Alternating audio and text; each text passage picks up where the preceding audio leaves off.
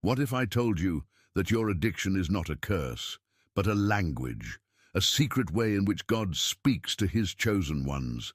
Carl Jung made a discovery so shocking that religion could never accept it. Addiction is not simply human weakness. It is the whisper of a higher force, trying to awaken something buried deep within the soul. You see, while most people see addiction as punishment, Jung understood it as a spiritual dialogue. The endless craving, the obsession, the guilt, the cycle of falling and rising again, none of it is random. It is how God communicates with those he intends to transform. Every addiction carries a message, a hidden code meant only for those strong enough to face it. Alcohol, lust, control, ambition, pain, they are not accidents. They are symbols of hunger, pointing to what your soul has forgotten. And only those marked by divine purpose experience this inner fire so intensely. Do you ever feel trapped by your own desires, yet unable to let them go?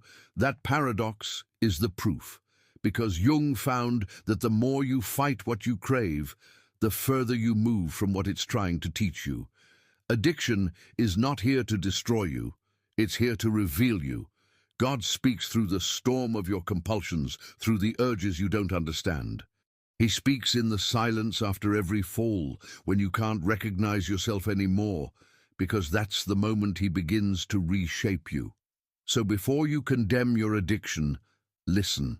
It may be the most personal conversation you've ever had with God, one that can only be heard by souls chosen to awaken. There is a hunger inside you that nothing seems to satisfy. You try to fill it with substances, with people, with achievements, with distractions. But no matter how much you consume, the emptiness returns, stronger, deeper, more demanding than before.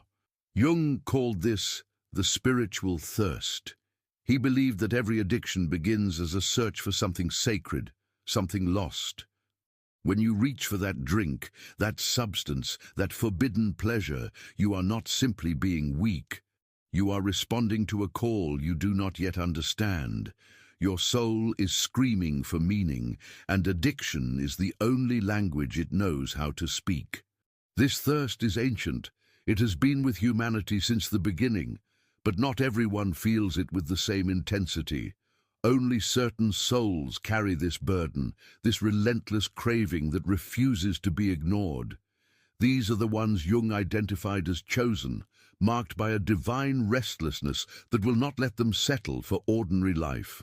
You see, most people can drink without becoming addicted. Most people can experience pleasure without losing themselves to it. But you cannot. And that is not your weakness. That is your sign. The thirst that cannot be quenched is proof that something greater is trying to reach you, trying to pull you toward a transformation you keep resisting. Jung discovered that alcoholics in particular carried a unique spiritual wound. He saw that their addiction was not about the alcohol itself. It was about the desperate attempt to